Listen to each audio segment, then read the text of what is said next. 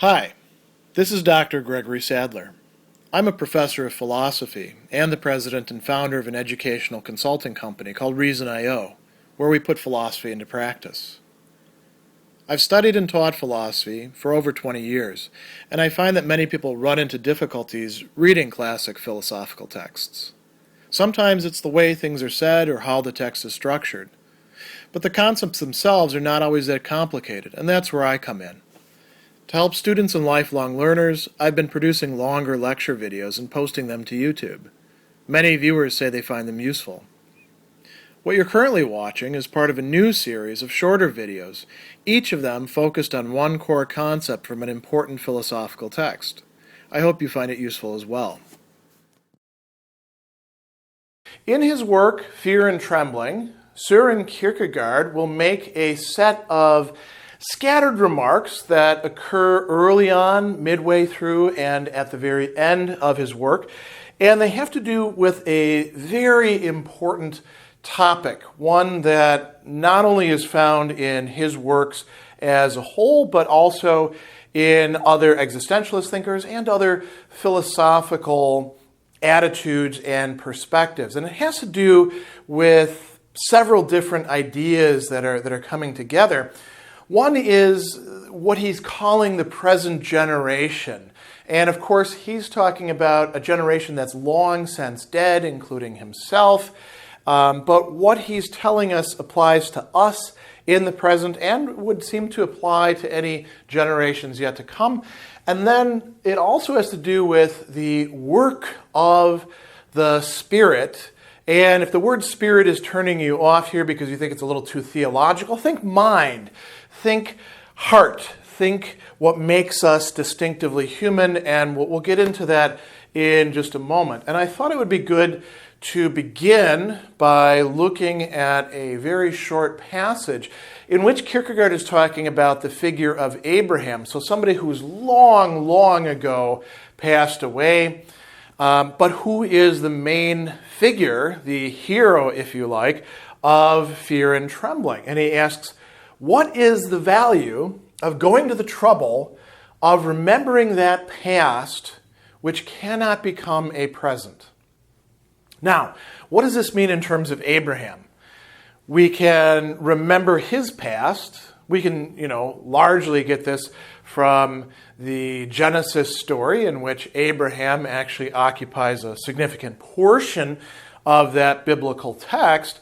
But it's just outlines, for the most part, about a number of different things that happen in Abraham's life. And of course, we're not going to go back to ancient Mesopotamia as a live option for ourselves, hear the call of God telling us to leave our city life behind and move out into the wilderness. We're not going to become a clan chieftain. We're not going to engage in circumcision with a stone knife of all sorts of people who are following us. Those are not parts of this, what he's talking about here, becoming a present for us. What are we talking about then? Well, this book is about what Kierkegaard is terming faith, and we'll talk about this in other lectures. Faith for Kierkegaard means something a bit different than just blind assent or a deficient form of pseudo-knowledge, the way that a lot of people construe it today. It means a fundamental attitude. And we can, in fact, grasp through the example of Abraham, if not faith itself, at least what it must be like to be living with faith. And that's not an easy thing. As a sort of side note here, Kierkegaard says that faith is going to involve anxiety, distress, paradox. So it's not a nice resolution. But this is something that we could, in fact, make a live possibility for ourselves in whatever present we live within. And this has, in fact, been the case for those following in the footsteps of Abraham, whether it be in the Middle Ages or in the ancient period or in the Renaissance and the Reformation. Even if we imagine 500 years from today, This is a live possibility. And now you could say, well, there is some value in going to a past which cannot become a present. We do history this way. History is valuable and interesting. Kierkegaard is interested in sort of our existential commitments and orientation and life. So when we're looking at past figures, we want to know, is what's really essential in their attitude towards life, towards the higher things, towards everything else, is that available for us in the present? Now, let's go on. In the preliminary expectoration before the problemata in Fear and Trembling, he tells us that there's a distinction between the external world, or the visible world, and the world of the spirit. Now, what does he mean by the world of the spirit? I mentioned if you have a problem with the word spirit, just substitute mind or heart or the core of your person. What is truly essential to you as a human being? And then there's all these extra things. This shirt. I don't have to be wearing this shirt. This is something external. Much of what we focus on in our lives is indeed external. And he says, there's a paradox here. From the external and visible world, there's a funny adage. Only he who works gets bread. And he says, this is completely false. That's not the case at all. There's all sorts of people who don't do a lick of work, and they get fed, and they don't just get bread. They get all sorts of sumptuous banquets. And there's plenty of people who work their fingers to the bone, and they don't get anything out of it. They're exploited. They're dominated. They are taken advantage of. So, what is the case for this external, visible world? He says, in the external world, everything belongs to the possessor. It's subject to the law, as he says, of indifference, and the spirit of the ring obeys the one who has the ring. He's talking about Aladdin there. And he says, whoever has the wealth of the world has it regardless of how he got it. So, some people are born with certain aptitudes. One of those aptitudes could be, as we joke around, being born into a wealthy family. Why didn't you pick wealthier parents for your parents when you were born? Silly question, right? There's so much that is not really up to us, and that is unfair. And the world works that way. Is it that way in the life of the spirit? Is it that way in the life of the mind? Now, you might say, of course it is, because who gets to go to Harvard or the Sorbonne or the École Normale or to, Oxford or pick any of these other prestigious places? Well, ideally, anybody can go, right? If you're smart enough, you can get a scholarship. There's some truth to that, but there's also a lot of falsity to that as well. And the fortunate thing is that it doesn't actually work this way in the life of the mind or the spirit or the heart. He says, here an eternal divine order prevails. It does not rain on both the just and the unjust. Here the sun does not shine on the good and the evil. Here it holds true that only the one who works gets bread. And then he goes on with a few other things as well. But let's focus on the bread thing for just a moment. Unless you actually put in the work, you don't get the benefits. You can take as many shortcuts as you like, but they turn out not to be shortcuts because they don't get you across the distance to the place you want to go to.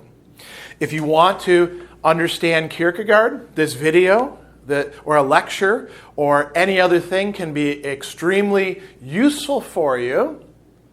But sooner or later, you've got to actually read Kierkegaard and engage with that in your own mind in a sort of dialogue with the author, or you're not going to understand Kierkegaard. It doesn't matter how many glosses, spark notes, podcasts, videos, whatever resources you use, unless you're actually engaging with the text, you don't actually know it. And unless you are willing to spend the time not just to speed read through it or to skim it once, but to actually go through it until you understand, you're not going to get that bread. He goes on and he says, Only the one who is in anxiety finds rest. Only the one who descends into the lower world rescues the beloved. There he's referring to the Orpheus story. Only the one who draws the knife gets Isaac. There he's referring to the Abraham story. What happens if you don't do that? He who will not work does not get bread, but is deceived, just as the gods deceived Orpheus, deceived him because he was soft, not boldly braved. And he says, here it doesn't help to have Abraham as a father or to have 17 ancestors. The one who will not work is not going to get anything. And it doesn't matter what pedigree you have. It doesn't matter what school you went to. It doesn't matter what golden opportunities you've been given. It doesn't matter what scholarship you're on. It doesn't matter how many followers you have on Facebook or Twitter or anything. You could just be full of wind, as Kierkegaard says here, and your works could be nothing if you are not actually willing to put in the labor required. So the same thing goes for understanding Abraham. Here we have to work, not just possess, right? Or inherit. Another thing that he's going to talk about that's tied in with this, that comes a little bit later in the work, is this notion of taking faith as a starting point. Now, here we're not just talking about an individual who is fortunate enough to start with a leg up, as we say, or even the proverbial silver spoon in their mouth. We're talking about cultural development and one generation coming after another, particularly in terms of the life of the mind, that of philosophy and of religion in this case. Many people in Kierkegaard's own time were saying, faith, that's something great for the Middle Ages and dumb peasants out in the countryside. But for the rest of us cultivated people, we have philosophy. And philosophy can begin with this crude, rude starting point of faith and then clarify its conceptions and purify them of their dross, their chaff, all the stuff that we want to leave behind. We can take what religion was offering and refine it. Kierkegaard is saying, unless you actually grasp faith to begin with, and that may be the work of a lifetime, you're really working off of a fake starting point.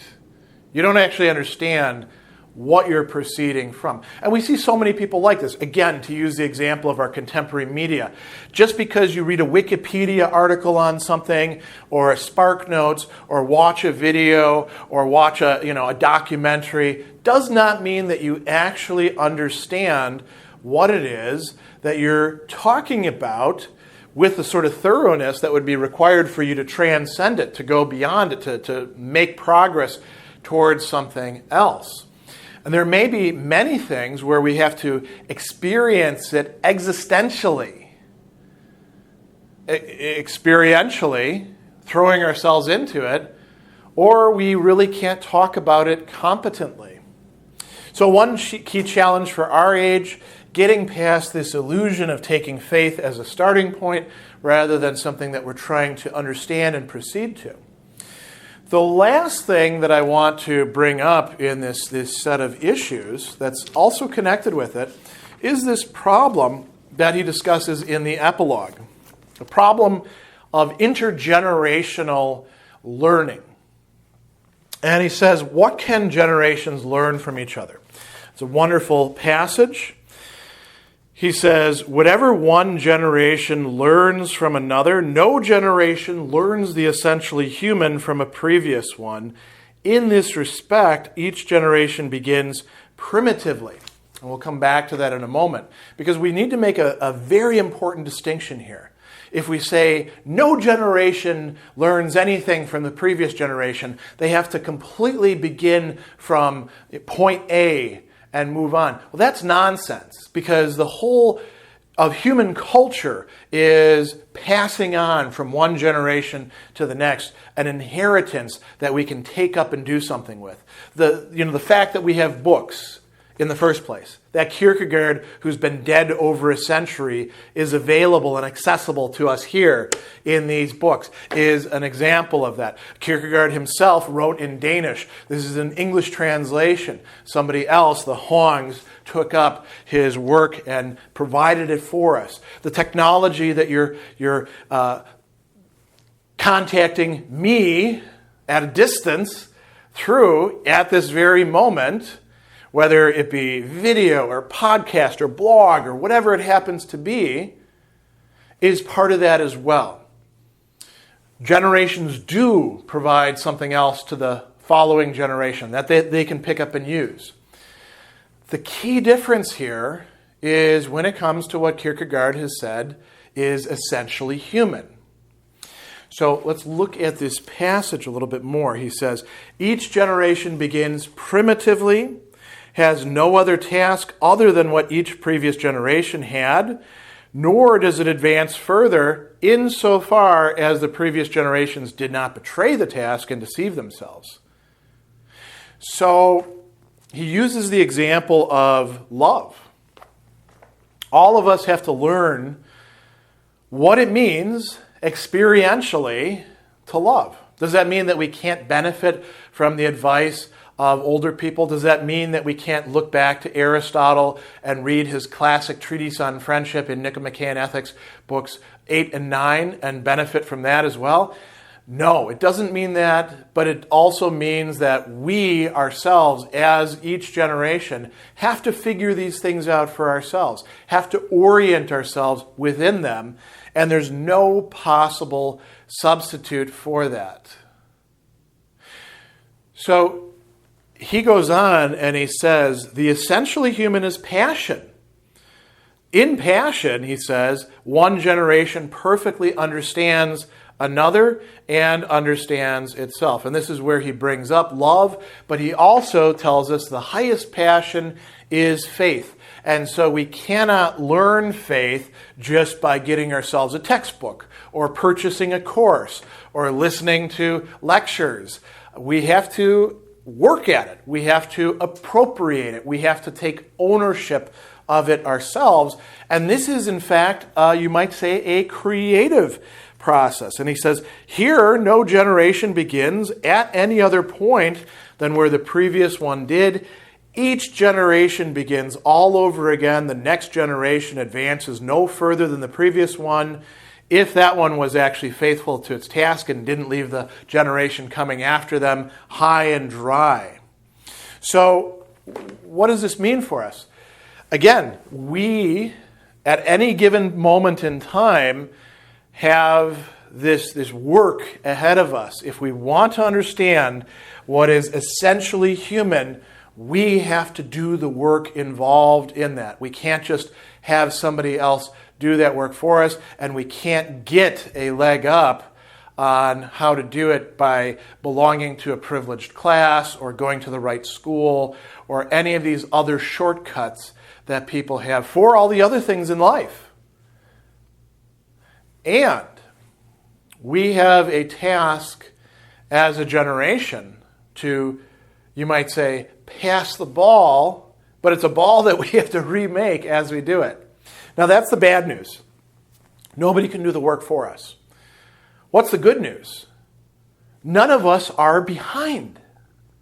It doesn't matter that we come from whatever background we do.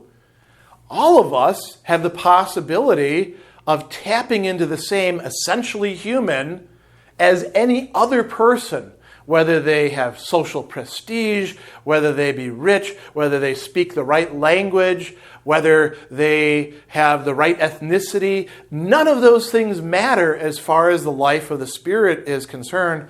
Only those who work gain the bread.